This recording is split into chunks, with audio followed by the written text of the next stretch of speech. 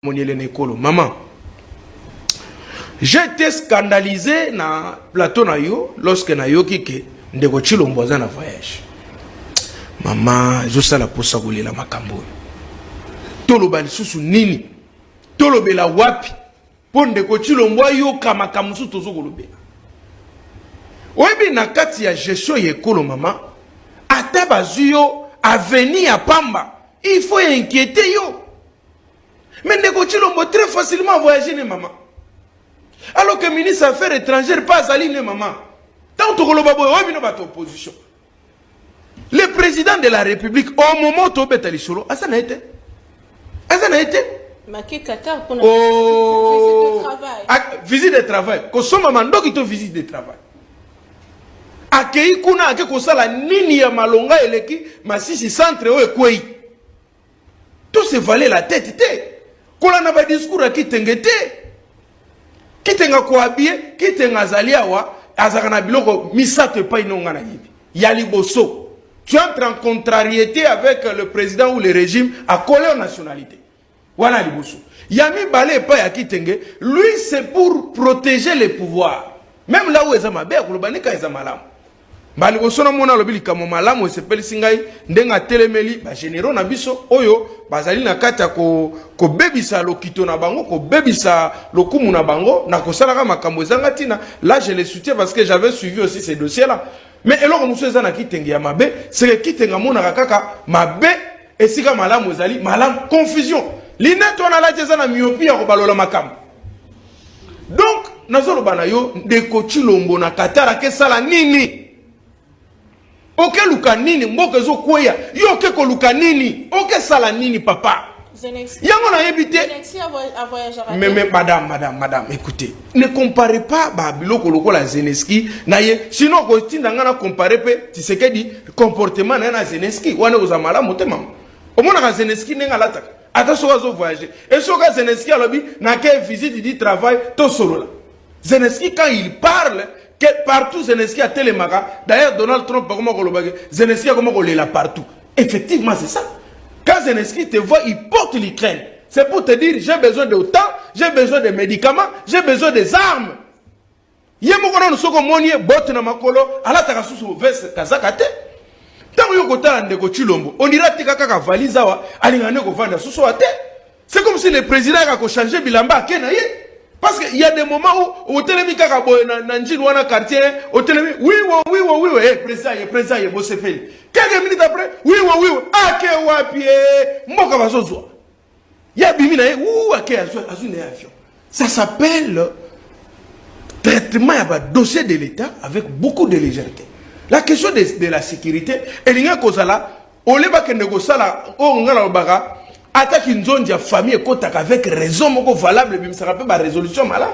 On a côté ça que loko ba benga ka oyo ceux qui conseil des ministres ozo bimiselo comme alongate le chef de l'état ko balola yango na conseil de sécurité à tout moment chaque semaine il est lui-même au front. Pourquoi ne pas aller comme Mobutu?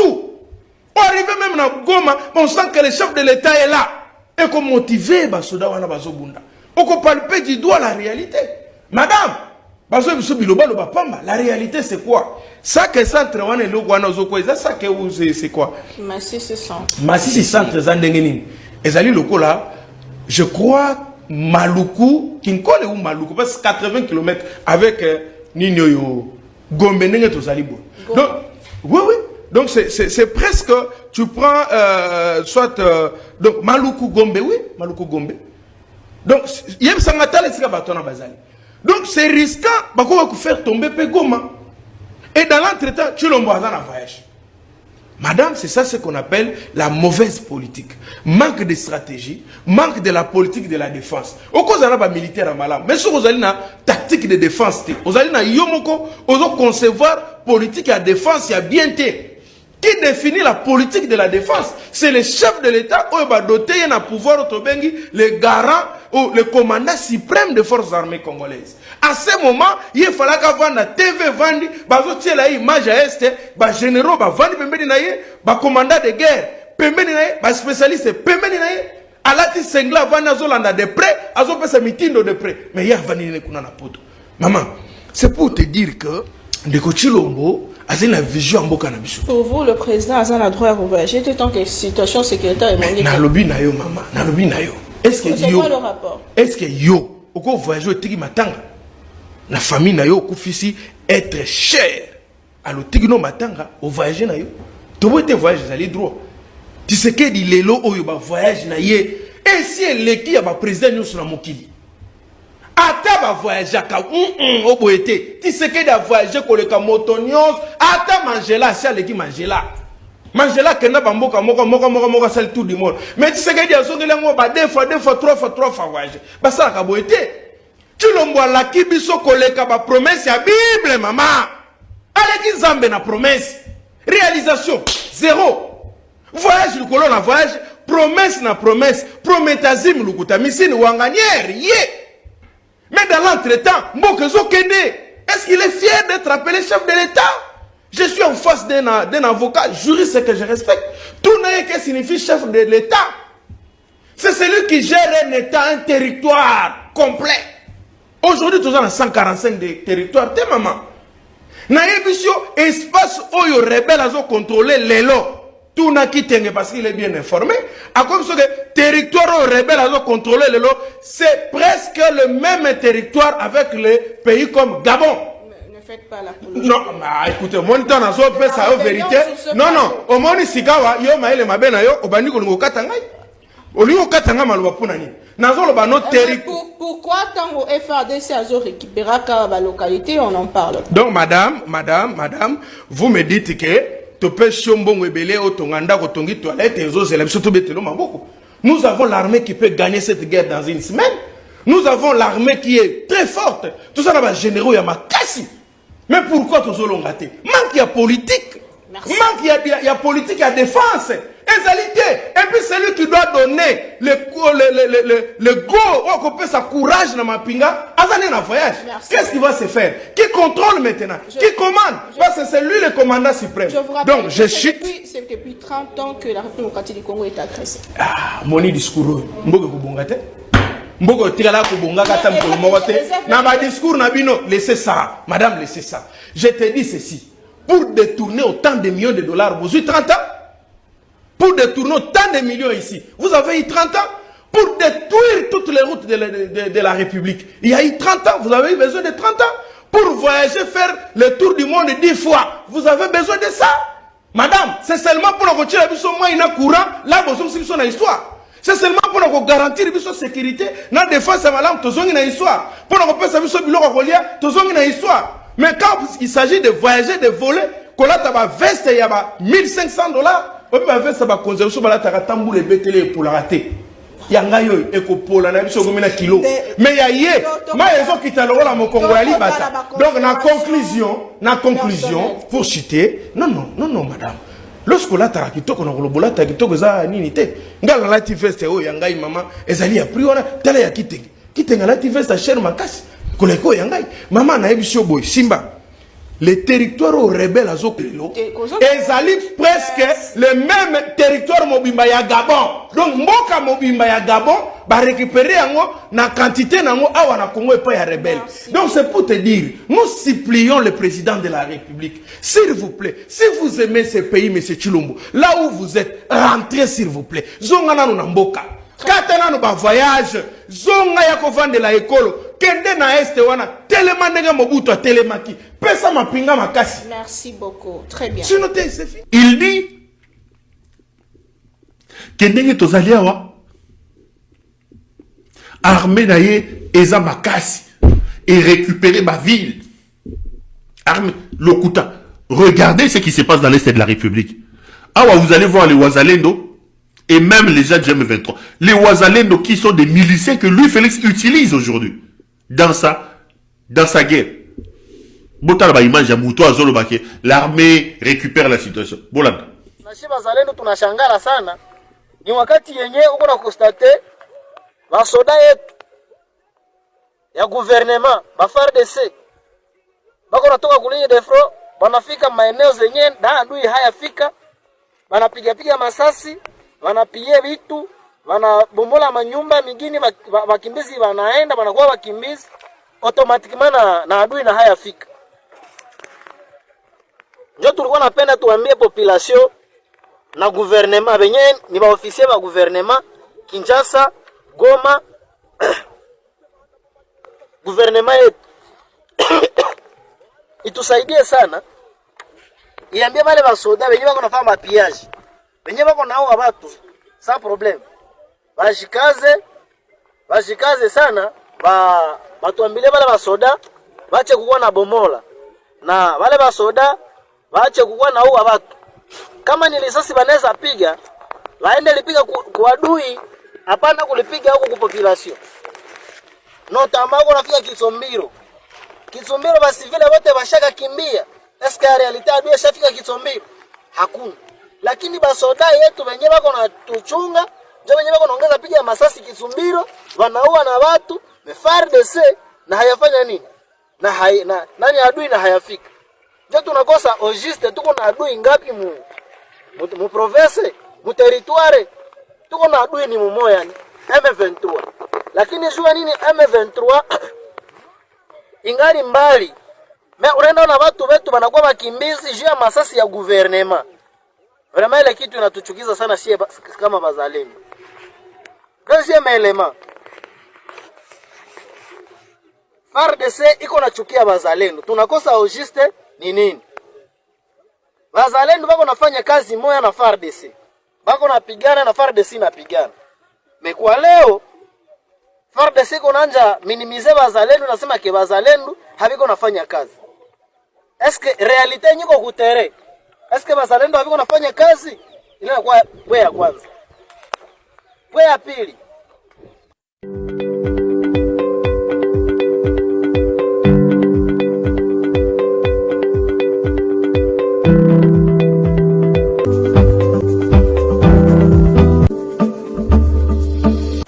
Nous sommes aujourd'hui... Malika Monique.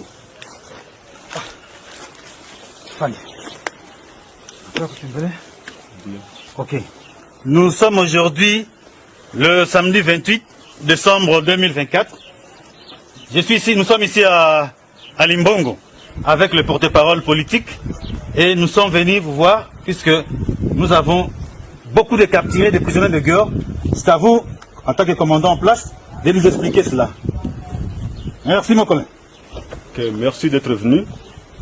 Ici devant nous, nous avons les capturés de guerre que nous avons capturés dans les fronts de Alimbongo. Ils sont ici présents, ce sont les FARDC. Ici sont les groupes. Ah, c'est le FARDC. Oui. Vous avez FARDC? Oui. On a pas aligné. Non. Gardez. Hop. Immobile. Ici, c'est le groupe des Wazalendo. Les Alendo. Aligné? Non. Oh, Aboudjou. Wazalendo. Ok. Enfin, c'est le groupe des FDLR. Ok, ça ce sont des FDLR. Mais Iya, toi tu as quel âge? Pourquoi on a fait mieux qu'un gars? Vous faites mieux que tu milites. Il a 13 ans. Ouais. Le gouvernement travaille avec ces gens. Voilà tout pour la présentation. Merci beaucoup, mon colonel. Chers compatriotes, nous avons présenté les capturés, parmi lesquels on trouve les génocidaires FDLR, les mineurs. Ainsi, nous interpellons la communauté internationale du soutien de la MONUSCO et toutes les forces étrangères à cette coalition qui tue nos populations. Nous réitérons notre engagement indéfectible à protéger la population civile. Merci. Oui, l'armée, nous sommes vraiment parés à toute éventualité. Nous allons parer à toute éventualité. Notre armée est prête. Merci.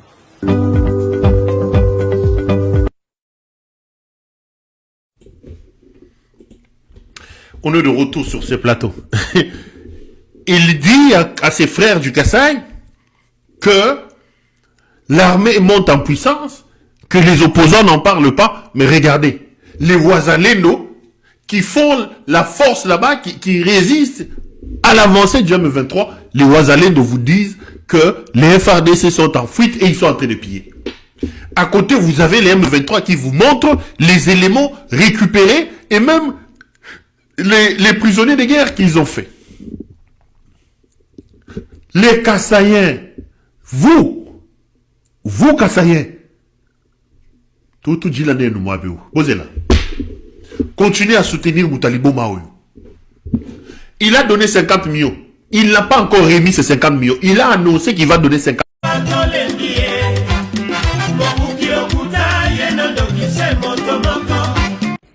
Pour l'année 2025, avec le gouvernement, je m'engage à réhabiliter 38 000 km de routes de desserte agricole.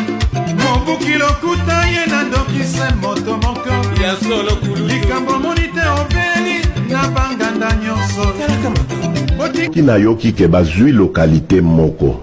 To babeti lisasi congolais moko akufi. Moko, pas deux, moko. Je réunis les deux chambres du Parlement en congrès. Je dis, Bopé sans autorisation, parce que c'est la Constitution qui le dit, je commence la guerre contre le Rwanda. Je vous le dis ici, beau de retenir en haut. Si ça se fait demain, et vous savez malobi. Donc si...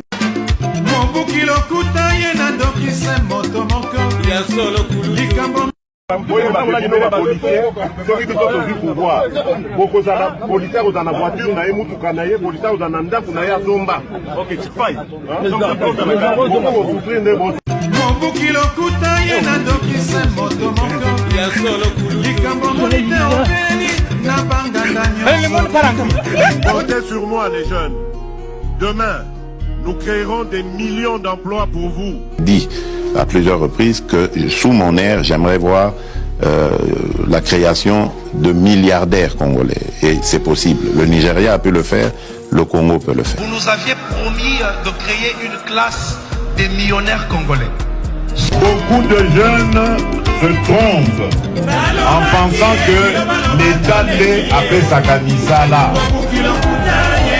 Dans l'État, misala et ça dit qu'on a pas jeune union sociale. Ce ne sera pas possible d'engager tout le monde.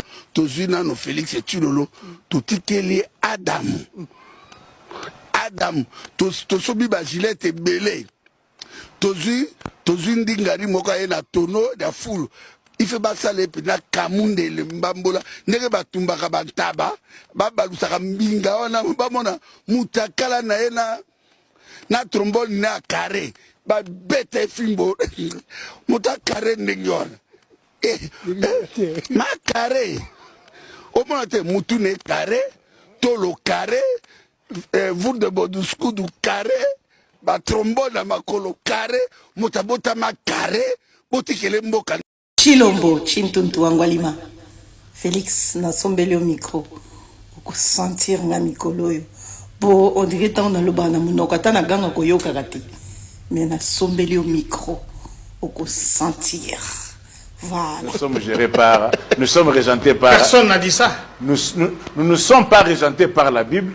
Nous sommes régentés par la Constitution. Article 5. Oh, ils ont une malédiction pour la Bible.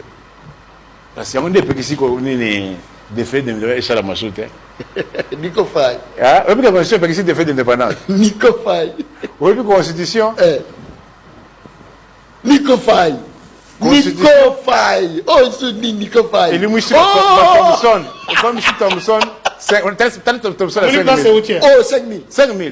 Thompson, ça va. Thompson, 5 000 francs. Est-ce que tu as les lots rames à Thompson? Mais ce que je vous donne la poche, non, comment? Na somme quand on prend aller mais pour na moni que ça la poche. Où tu la poche? Et où tu la poche? Constitution et Bungisi Thompson. Regardez Thompson ya kokalinga zo utana poche. Ya tata movimba boy. Asna zo boy. Opposition ya nzala. Opposition ya nzala. Bungisi Thompson. Je comprends nous ça autre chose na nani. Ram comme 83 000. Ram. Nico Faye. La lac le plus poissonné. Nico Faye. Ram. On va coûter $10. Thompson est où dans la poche? Na pilipili, t'as la pilipili. Les autres dans la poche, y'a tata mon mimbaboy. C'est grave ça. Je profite aussi de l'occasion. Opposition Yanzala, voilà la preuve. Dans autre chose le bangwa. Donne-moi raison, on va opposition Yanzala. milieu ya allemand d'Afrique ba congolais otindaka ngona na Namibie oyo outi kozwa na lwalaba eza million te na lobi boye tu fais quoi avec ça tomonaka délégation ke na Namibie te mais délégation outi na lwalaba bakenda koluka nini na Namibie oh là là là Mbolongo mbolongo yango ete voltaire mbolongo fongola te Nico Faye ngapela tout le monde mutuna ni nezo sala que social ezaka bongo. Est-ce qu'ils ont investi dans le social? Il y a deux manières de combattre la hausse des prix. On combat la hausse des prix, premièrement, la création et emploi, la augmentation en salaire. Augmentation en salaire. Tant qu'enseignant fout à Mamabé. Tant que son. Non, ça dit. Ça c'est fort. Hein? Vous avez les Ziba. Il y a Mayel.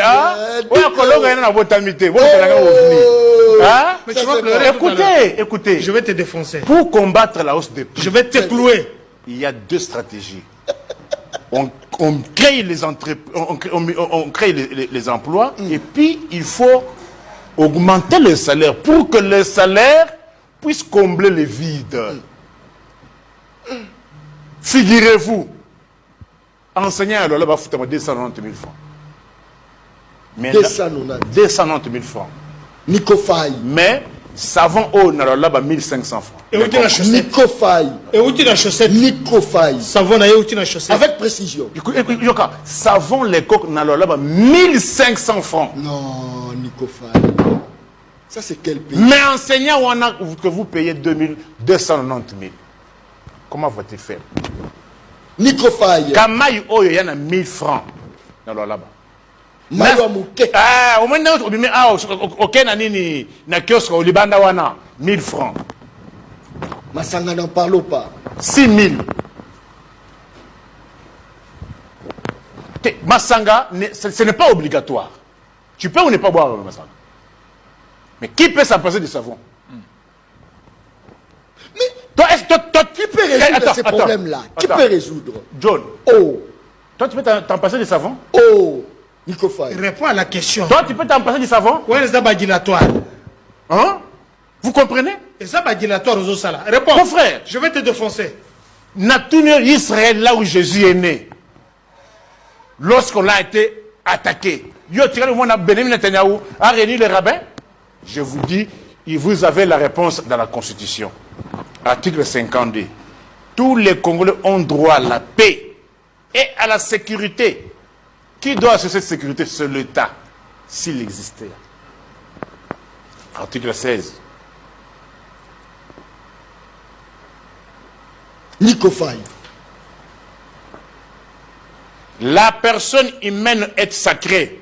L'État a l'obligation de la respecter et de la protéger. Très bien. Est-ce qu'on a dit que non? Merci beaucoup. Très bien.